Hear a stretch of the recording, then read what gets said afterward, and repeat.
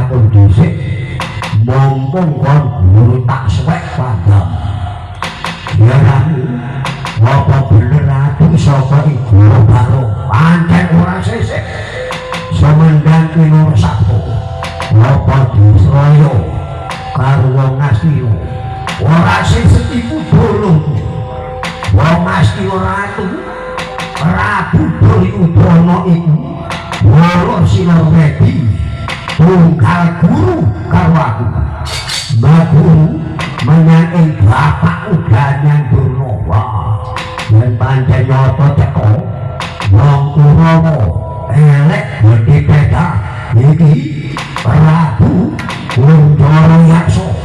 iki dhewe bakal tak suwek wandok wah keparat tak kemah-kemah